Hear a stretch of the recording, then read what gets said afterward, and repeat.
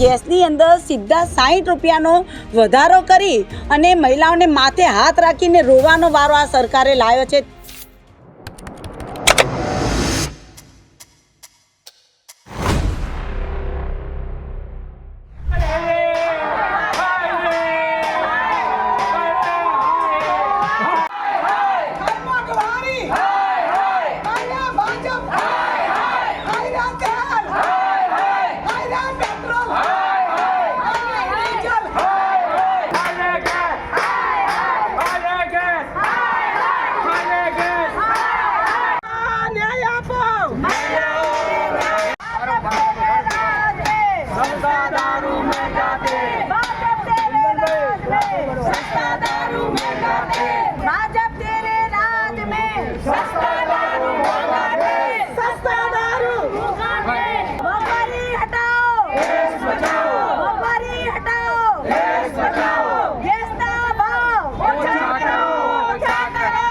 કે મોંઘવારી કૂદકે ને ભૂસકે વધી રહે છે। કાલે 8 માર્ચ એટલે મહિલા દિવસ હતો અને 7 માર્ચે આ સરકારે ગેસના ભાવમાં 1-2 રૂપિયો નહીં ને સીધા 60 રૂપિયાનો વધારો કરી અને મોંઘવારી એટલી બધી વધારી દીધી કે બહેનોના રસોડાનું બજેટ ખોરવાઈ જાય।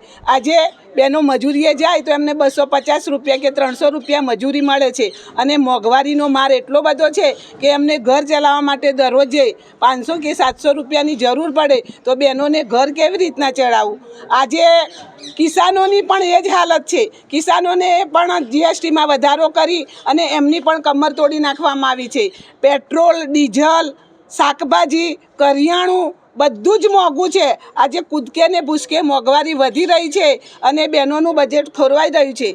આપણા વડાપ્રધાન તો એવું કહેતા હતા કે બહેનો તમને કંઈ પણ તકલીફ પડે તો મને 20 પૈસાનું પોસ્ટકાર્ડ લખજો, પણ હાલ બહેનોની એવી પરિસ્થિતિ છે કે એમની પાસે 20 પૈસા પણ બચતા નથી। તે પોસ્ટકાર્ડ લાવીને લખે અને આટલું મીડિયામાં બતાવવામાં આવે છે, આ ફેસબુક પર બતાવવામાં આવે છે, ઇન્સ્ટાગ્રામ પર બતાવવામાં આવે છે, પણ આ આંધળી બેરી સરકારની નથી તો આંખો ઉઘાડતી, નથી તો કાન ખુલતા, નથી એ જોતી કે નથી એ સાંભળતી।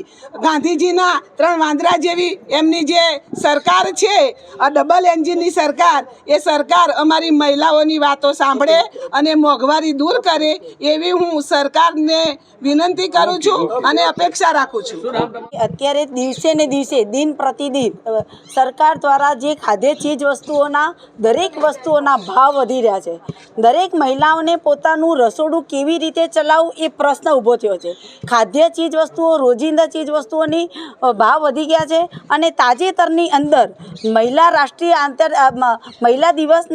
આંતરરાષ્ટ્રીય મહિલા દિવસના આગલા જ દિવસે સરકાર દ્વારા ગેસની અંદર સીધા 60 રૂપિયાનો વધારો કરી અને મહિલાઓને માથે હાથ રાખીને રોવાનો વારો આ સરકારે લાવ્યો છે। ત્યારે અમારે સૌ મહિલાઓના વતી સરકારશ્રીને અમે કહેવા માંગીએ છીએ કે જ્યારે આપ કહેતા હતા કે તમારા ભાઈને યાદ કરજો, જ્યારે તકલીફ હોય ત્યારે તમારો ભાઈ આવીને ઊભો રહેશે, ત્યારે અમારા ભાઈને અમે યાદ કરીએ છીએ। ક્યાં સંતાઈ ગયા છો?